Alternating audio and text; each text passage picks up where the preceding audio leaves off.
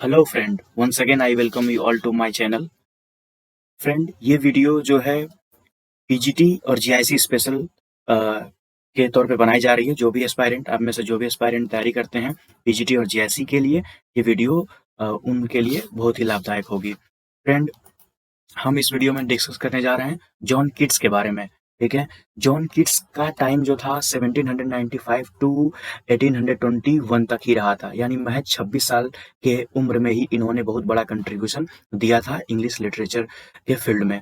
दोस्तों, ये romantic as के बहुत ही फेमस राइटर हैं। हमारे सिलेबस में रोमांटिक एज के 3 राइटर हैं, जॉन किट्स, पीवी शेली और चार्ल्स लैम्ब।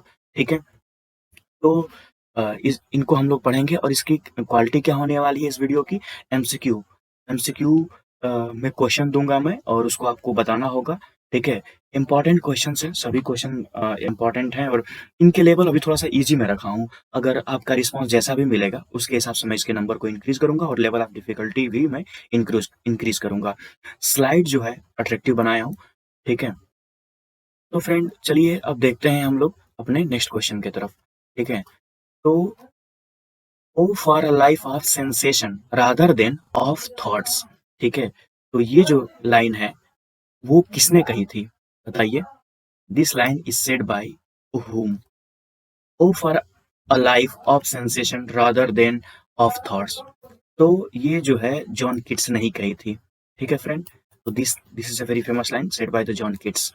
तो you have to remember. And now the next question. अगला क्वेश्चन ये हमारा है कि जो यहाँ पर in his letter of December 21st, 1817 to his brother George and Thomas Keats has used a term name। ठीक है। देखिए, सबने अपनी अलग अलग थ्योरी दी थी समय के हिसाब से। ठीक है। तो यहाँ पर कहने का मतलब यही है कि जो उन्होंने लेटर लिखा था, ठीक है, 21 दिसंबर 1871 को, तो उसमें उन्होंने एक नई अपनी एक टर्म उन्होंने कॉइन किया था, बड़ा ही फेमस है वो। ठीक है। And what was the name? तो वो था निगेटिव कैपेबिलिटी। ठीक है।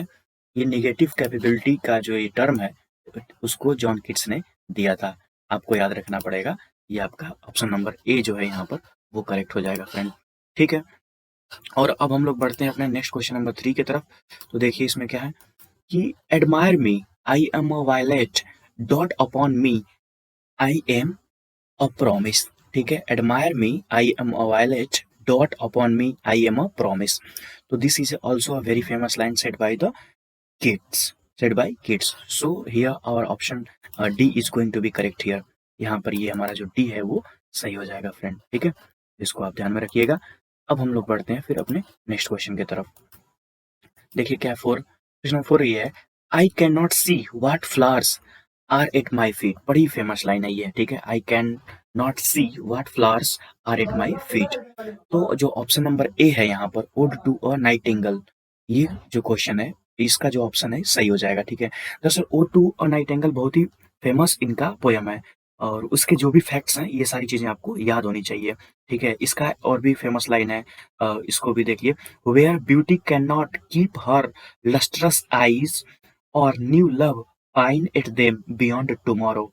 ये भी एक फेमस लाइन है। एक और इसके अलावा एक और भी फेमस लाइन है, adieu the fancy can not cheat so well as she is famed to do deceiving elf.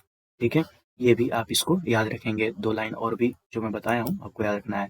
In which magazine did the critics attack Keats work Endymion. Endymion बहुत ही अच्छा वर्क था इनका। ठीक है। तो उस समय के जो क्रिटिक थे तो वो जॉन किट्स पर अटैक किया करते थे। ठीक है। तो वो मैगजीन कौन सी थी? ब्लैकवुड्स एंड क्वार्टरली। ठीक है। इस प्रकार से जो ऑप्शन नंबर ए है वो हमारे यहाँ पर सही हो जाएगा। ठीक है। क्वेश्चन नंबर 6 की तरफ बढ़ते हैं हम लोग। तो फ्रेंड यहाँ पर ये है हमारा क्वेश्चन नंबर 6 ये है कि Keats never approved, Keats never approved Shelley revolt against society, revolt against God, love point, vision of love and God। तो इसका कौन सा ऑप्शन सही हो जाएगा? ठीक है। दरअसल यहाँ पर एक बात जानने वाली ये है कि किट्स और पीबी शैले दोनों ही एक दूसरे के कंटेम्पररी थे। किट्स शैली के सामने पैदा हुए और उनके सामने ही मर भी गए थे वो, ठीक है? तो पीबी शैली ने किड्स को बहुत ही अच्छी तरह से देखा, जाना, पहचाना, उनके साथ में भी ढेर सारे समय भी बिताया था, ठीक है? तो किड्स नेवर अप्रूव्ड शैलेज क्या? रिवोल्ट अगेंस्ट सोसाइटी, जो ऑप्शन नंबर हमारा ए है, वो यहाँ पर सही हो जाएगा। दरअसल ये बात पीवी शैली के लिए कही जा रही है, ठीक है? पीवी शैली क्या था कि वो means he was totally against the orthodoxical system of society. So he frequently revolt against the wrong happenings of the society, ठीक है? और अब हम लोग बढ़ते हैं अपने नेक्स्ट क्वेश्चन नंबर 7 की तरफ। वो क्या है? देखिए, I have loved the principle of beauty in all things, है ना? क्या है इसमें? I have loved the principle of beauty in all things. तो this is found in one of the Keats letter, ठीक है? किड्स का एक पत्र था, उसमें ये जो फेमस लाइन है, ठीक है? वही यहाँ पर अ, मिली थी, ठीक है? यहाँ पर ऑप्शन नंबर जो ए है हमारा वो सही हो जाएगा फ्रेंड, ठीक है? Question number 8। क्वेश्चन नंबर 8 है ये हमारा कि kids poetry was not imitated indeed of Shakespeare's but Shakespeareans and whose comment is this? Whose comment is this? आपको बताना है, ठीक है? Keats poetry was not imitated indeed of Shakespeare's but Shakespeareans, whose comment is this? तो ये जो famous line है ये मैथ्यू अर्नोल्ड ने कहा था, ठीक है? तो मैथ्यू अर्नोल्ड जो है वो क्रिटिक है, ठीक है? तो ये भी हमारे सिलेबस में, इनको भी हम बाद में डिस्कस करेंगे। तो यहाँ पर आप ये लाइन को याद रखिएगा, ठीक है? चलिए अब नेक्स्ट बढ़ते हैं हम लोग क्वेश्चन नंबर 10 की तरफ। तो फ्रेंड हमारा क्वेश्चन नंबर यहाँ पर 9 है, सॉरी 9 क्वेश्चन की तरफ बढ़ते हैं। A poem is a feverish attempts rather than a deed accomplished who said, ठीक है? किसने ये लाइन कही थी? तो ये लाइन भी किड्स ने ही कही थी, ठीक है? तो इसको भी याद याद रखिएगा, ठीक है? इस प्रकार से हमारा ये जो क्वेश्चन नंबर 9 है उसका ऑप्शन नंबर सी जो है वो करेक्ट हो जाएगा। अब हम बढ़ते हैं अपना क्वेश्चन नंबर 10 की तरफ। Keats use the sonnet form, देखिए किड्स जो है वो इटालियन लैंग्वेज से भी प्रभावित हुए थे, इंग्लिश से भी और फ्रेंच से भी प्रभावित हुए थे, ठीक है? लेकिन जब वो सोनेट लिखा करते थे, तो वो इटालियन फॉर्म को ज़्यादा पसंद किया करते थे, ठीक है? तो इस प्रकार से जो हमारा सी ऑप्शन है, वो यहाँ पर करेक्ट हो जाएगा फ्रेंड। नेक्स्ट क्वेश्चन है, kids wrote a ballad in 1819 to conquer the love and death. It was allegorical expression of his agonized struggle. Find out the ballad. तो उस बैलेट का आपको नाम बताना है, ठीक है? जिसको किड्स ने लिखा है, ठीक है? देखिए ये बड़ा फेमस है, ठीक है? ये ला बेले डेम सेंस मर्सी, जो ऑप्शन नंबर ए है, ये इसका करेक्ट हो जाएगा, ठीक है? इसका मतलब जानते हैं क्या होता है? इसका मतलब होता है अ लेडी विदाउट मर्सी। दरअसल इसमें किड्स ने अपने अपने जो पर्सनल एक्सपीरियंस है उसकी बात की थी। इसमें उन्होंने इसमें ये दिखाया है कि वो एक लड़की से प्रेम करते थे जिसका नाम था फैनी ब्राउन है। तो फिर उनका जो अफ़ेयर्स था ज़्यादा दिन तक टिक नहीं पाया था फिर वो हमेशा इनका यूज़ किया करती थी। लास्ट में क्या हुआ था, उसने कह दिया था कि मतलब छोटे कद को देख कर के उस लड़की ने जॉन किट्स को मना कर दिया था, ठीक है? तो इन सारी तमाम चीज़ों से प्रभावित होकर के उन्होंने एक पोएम लिखी थी उन्होंने, ला बेले डेम सेंस मर्सी। आप इसको याद रखिएगा। इसका मतलब होता है अ लेडी विदाउट मर्सी। ठीक है फ्रेंड? अब हम लोग बढ़ते हैं अपने next question. Question number 12, which poem was written soon after the death of his brother Tom? A, Tom एक भाई थे जॉन किट्स के, उनकी डेथ हो जाती है बहुत ही अर्ली एज में ही, ठीक है? तो उस समय जो पोएम लिखी गई थी, वही थी क्या? Ode to a nightingale, ode to a nightingale. इस प्रकार से जो हमारा ऑप्शन नंबर ए है, वो यहाँ पर भी सही हो रहा है, ठीक है? तो friend you have to remember option number A is going to be correct here. Now next, which ode is incomplete? Which ode is incomplete? बहुत ही अर्ली एज में डेथ हो जाने की वजह से, ठीक है, जॉन किट्स का एक वर्क जो था अधूरा रह गया था, जिसका नाम था ओड टू मैया, MAIA, ठीक है? ये क्वेश्चन आपके एग्जाम में बन सकता है, ओड टू मैया, ठीक है? तो अ, इसका ऑप्शन नंबर ए हो जाएगा हमारा करेक्ट। अब हम लोग बढ़ते हैं अपने क्वेश्चन नंबर 14।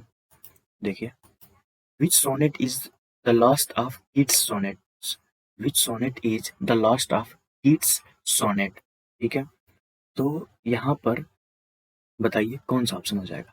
ठीक है, इनकम्प्लीट में तो ओड टू मैया हो जाएगा, ठीक है, लेकिन जब बात बोलेगा, जब लास्ट पूछेगा, तो आपका ऑप्शन नंबर जो डी यहाँ पर दिख रहा है, ब्राइट स्टार, वो सही होगा, ब्राइट स्टार, ठीक है। तो लास्ट सोनेट जो था वो ब्राइट स्टार था, ठीक है। अब हम लोग बढ़ते हैं नेक्स्ट।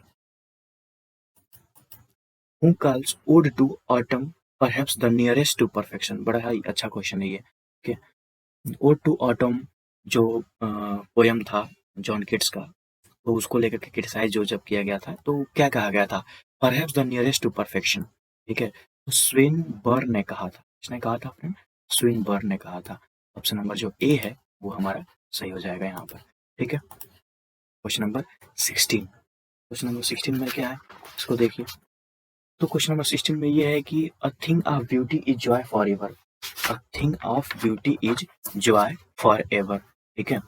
तो किट्स ने इंडेमियन जो उन्होंने पोएम लिखी थी उसमें उन्होंने कहा था, ठीक है। किट्स ने इंडेमियन में कहा था, ठीक है। A thing of beauty is Joy for ever, बड़ा ही इंपॉर्टेंट है, इसको आप एकदम रट डालिए। A thing of beauty is Joy for ever, a thing of beauty is Joy for ever friend, ठीक है। तो हम लोग बढ़ते हैं अपने क्वेश्चन नंबर 17, देखिए। Beauty must die and joy whose hand is ever at his lips bidding adieu, ठीक है। तो इसका जो ऑप्शन है कौन सा करेक्ट हो जाएगा? ये जो लाइन है वो ली गई है किससे? ओड टू मेलांकली से, ओड टू मेलांकली, ठीक है। तो इस प्रकार से जो ऑप्शन नंबर ए है वो हमारा सही हो जाएगा, ठीक है। अब हम लोग बढ़ते हैं अपने क्वेश्चन नंबर 18 की तरफ, नेक्स्ट क्वेश्चन की तरफ बढ़ते हैं, ठीक है। तो अब आगे हम लोग बढ़ते हैं यहाँ पर। तो क्वेश्चन नंबर 18 क्या है हमारा? लेमिया इज बेस्ड ऑन, जो लेमिया है वो किस पर बेस्ड था? उसका जो टाइटल था वो कहाँ से लिया गया था, ठीक है। तो बर्टन्स का है जो एक फेमस वर्क था, एनाटॉमी ऑफ मेलांकली, एनाटॉमी ऑफ मेलांकली से लिया गया था, ठीक है। इस प्रकार से जो हमारा ऑप्शन नंबर ए है वो करेक्ट हो जाएगा, ठीक है। लामिया जो टाइटल था एनाटॉमी ऑफ मेलांकली पर बेस्ड था, ठीक है फ्रेंड।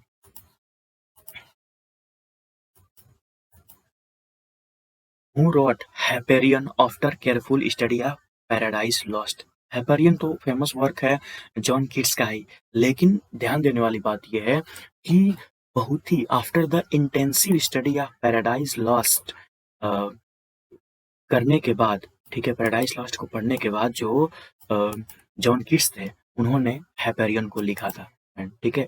और पैराडाइज लॉस्ट तो मास्टरपीस है किसका? जॉन मिल्टन का, ठीक है।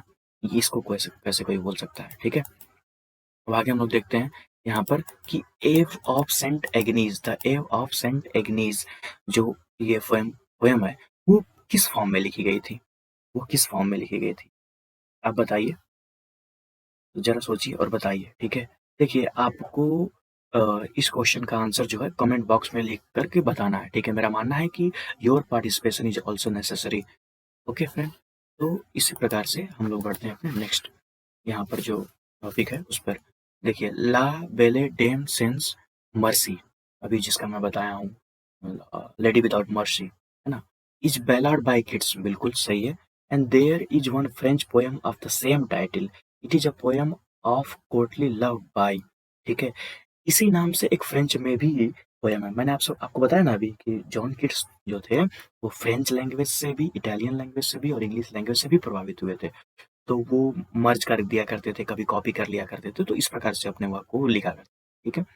तो फ्रेंच में जो सेम टाइटल के नाम से ही एक और भी फेमस पोयम था, और वो किसके द्वारा लिखा गया था? एलन कार्टियर, एलन कार्टियर द्वारा लिखा गया था। इस बात को आप लोग ध्यान रखेंगे। इस प्रकार से ऑप्शन नंबर जो बी है हमारा वो करेक्ट हो जाएगा फ्रेंड।